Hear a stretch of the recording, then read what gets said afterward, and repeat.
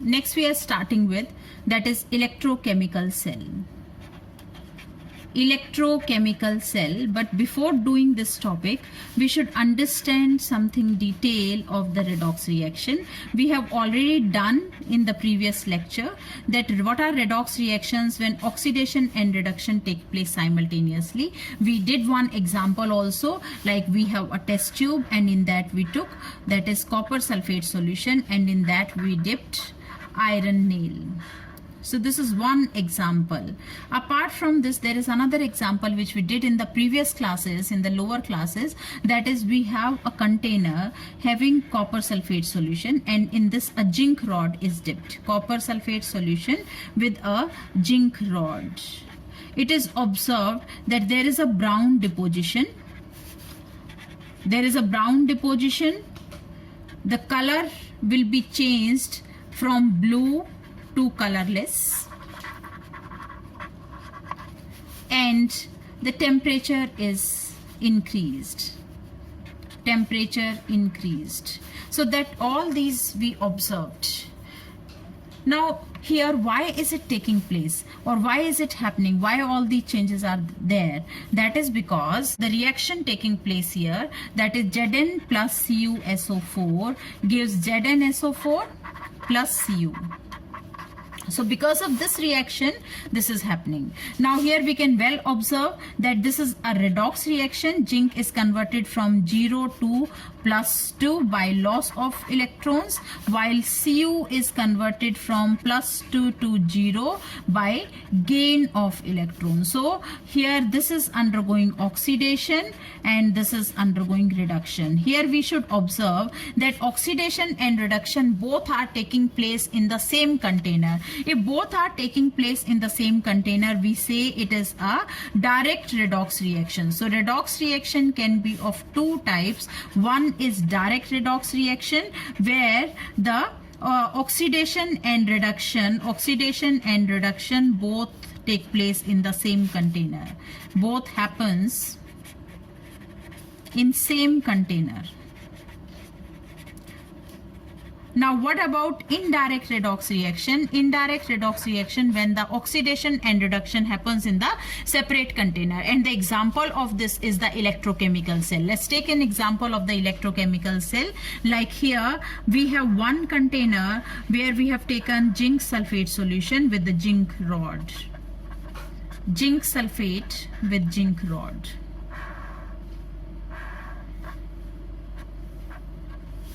There is another container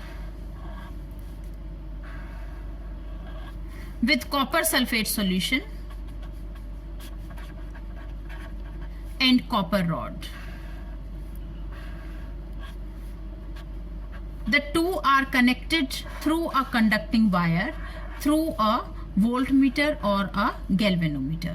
Now my question is, will there be any deflection in the galvanometer or voltmeter? Will there be any deflection? Yes, there will be a deflection in the voltmeter or the galvanometer. Why is it so? Because the electron will start flowing from zinc side to the copper side. Why is it so? Why electron will start flowing?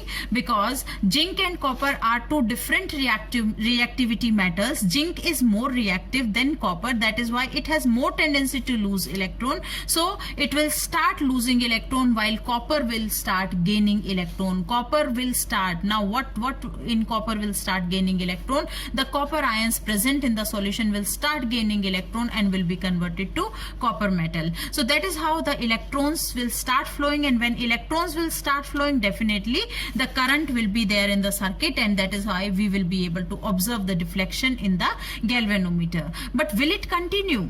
No, it won't continue. It will be stopped after some time. Why will it be stopped? If we observe the process here, we are observing that zinc is continuously losing electron and converted to zinc ions. So what will happen here in the solution? In the solution, it will be excess of zinc ions taking place, because we know initially zinc sulfate means Zn Zn2 plus and SO4 2 minus are in ratio of 1:1. But now continuously zinc metal from here is converted to Zn2 plus. That is why making zinc ions in excess. And when zinc ions in excess means the solution becoming positively charged, and it later on it won't allow the electrons to move from this side to the other side. Now what is the case in the other side, on the right hand side? On the right hand side, what is the reaction taking place? The copper ions present in the solution, will gain electron coming from the other side and are continuously converted to copper metal. So that is how the copper ions are decreasing in the solution. Copper ions are decreasing in the solution. It means sulfate ions are in excess. So the solution is becoming negatively charged. So a negatively charged solution will not allow the electrons to come towards its side. So that is how the flow of electrons will be stopped, and flow of electrons is stopped means the current will be stopped in the circuit. So sulfate ions will be in excess here, and solution will become negatively charged. While on the left hand side, Zn2 plus is becoming in excess, and that is how the solution will become positively charged. So this positively charged solution will not allow the electrons to go away from it, and that is why the current will be stopped after some time, or flow of electron will be stopped. So how to continue the current in the circuit? What we have to do? It can be continued by introducing a salt bridge. Now what is this salt bridge? Salt bridge is a U-shaped tube containing an inert electrolyte. The ends of this are plugged with agar-agar solution. So now what is a salt bridge? U-shaped tube filled with inert electrolyte. Now what is an inert electrolyte? Inert electrolyte is which itself will not take part in the reaction. Like here we can have KCl. KCl is an inert electrolyte. Neither potassium ion nor chloride ion will participate in the reaction. That is why it is acting as an inert electrolyte. But how is it helping in maintaining the current? Now here we should observe, we have done it that zinc ions are in excess in the left hand side. So solution is positively charged. So that is why we need to have the negative ions here. So the chloride ions will be moving in the solution. Chloride ions will be moving in the solution, and that is how the excess of zinc ions will be neutralized. So the electrical neutrality of the solution will be maintained. Now what about on the right hand side? On the right hand side we have sulfate ions in excess. So the positive potassium ions will be coming in the solution, and that is how they will neutralize the excess of sulfate ion and will maintain the solution electrically neutral. And when the solutions are electrically neutral, there won't be any interruption in the flow of electrons, and that is how electron flow will be continued and the current in the circuit will be maintained. So this is all about the function of salt bridge. So again, salt bridge is a U-shaped tube filled with inert electrolyte. What is an inert electrolyte? The electrolyte which itself will not take part in the reaction, like KCl. Now the end of this are plugged with agar-agar solution. Now what is this agar-agar solution? It will help agar-agar. It will help the ions to move through it, but will not allow the solution to flow down. So that is why it is the ends are plugged. Now what are the functions of salt bridge? What are the functions? Number one, maintain the electrical neutrality. Electrical neutrality of solutions.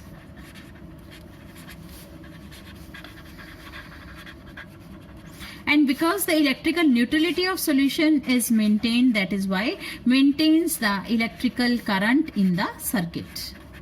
So this is all about the functions of salt bridge.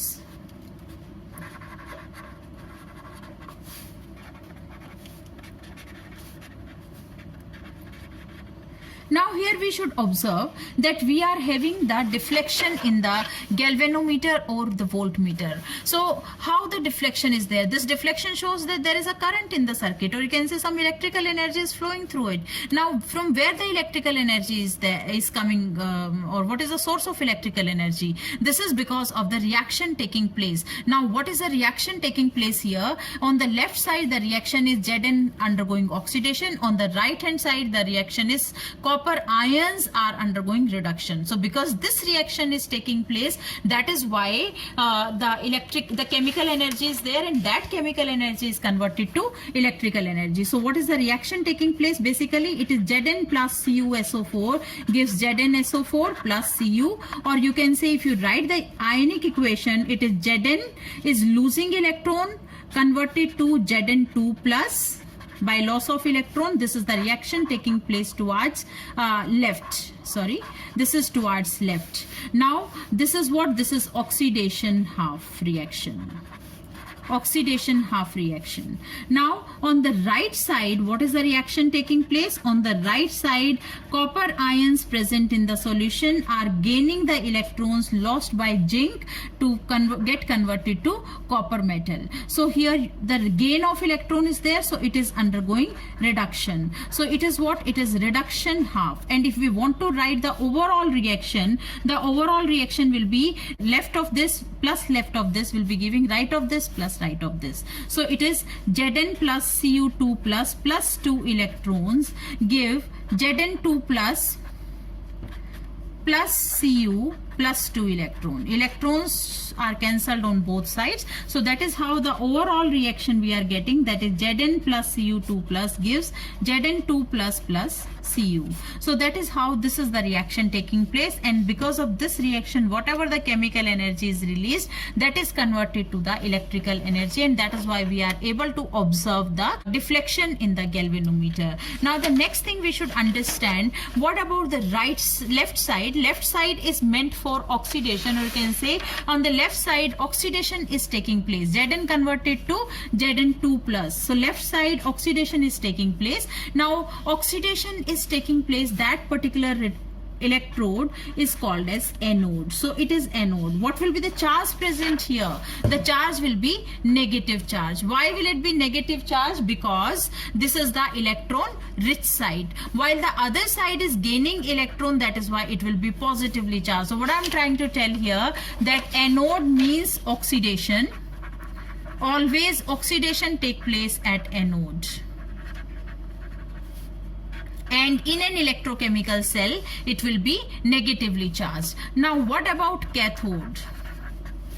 Cathode is meant for reduction, and it will always be positively charged in an electrochemical cell. Now what is electrochemical cell? Electrochemical cell is this device's electrochemical cell, where the redox reaction is indirect redox reaction. The reduction and oxidation are taking place in separate container.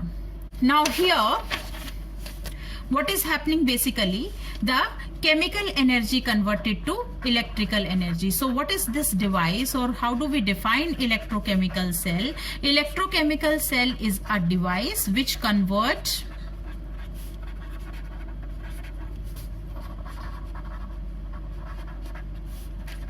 chemical energy into electrical energy. Chemical energy into electrical energy. So the device which convert chemical energy into electrical energy is called as electrochemical cell. And here how is it converted to electrical energy? Because of the indirect redox reaction. Now another thing which we should understand about the electrochemical cell, we have well observed, then in an electrochemical cell we have two halves. In an electrochemical cell there are two halves.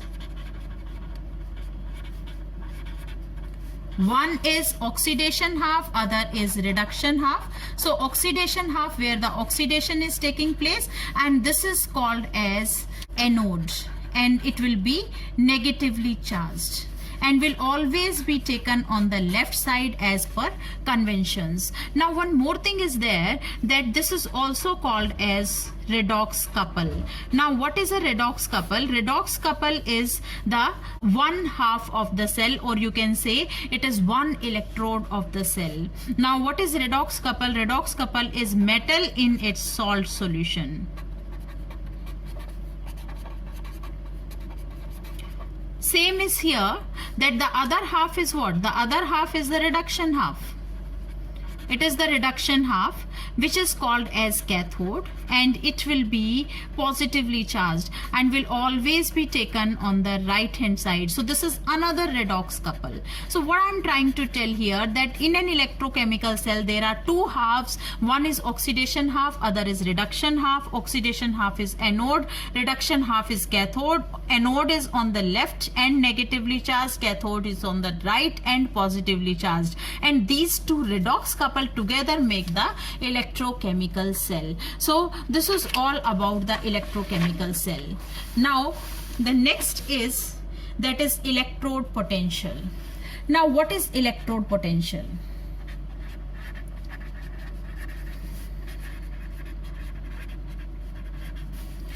Potential means tendency. Electrode means that will be losing or gaining electron. So what is electrode potential? It is a tendency of an electrode to lose or gain electron. Tendency of an electrode to lose or gain electron.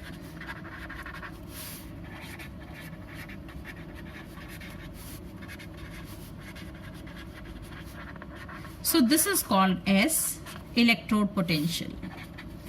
Now how is it taking place? Say for example, we talk about the one electrode. What is one electrode here in an electrochemical cell? Say zinc sulfate with zinc rod is making one redox couple, or it is making one electrode. So zinc in zinc sulfate solution is making one redox couple, or it is making one electrode.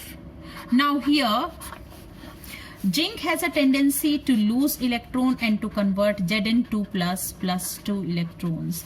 And here zinc ions present in the solution has a tendency to gain electron and get converted to Zn metal. So this process is continued, or you can say that process will continue, that metal will be trying to lose electron while the metal ions present in the solution will tend to gain electron, and both the reactions are taking place simultaneously, that metal is continuously losing electron and metal ions are continuously gaining electron. So both the processes are taking place simultaneously. At the time of equilibrium, there will be separation of charges depending upon the tendency of two opposing reactions, that which has more tendency. So according to that, electrode may be positively charged or will be having a tendency to gain electron, or electrode may be negatively charged or will be having tendency to lose electron. So that is how the electrode will be acting either as anode or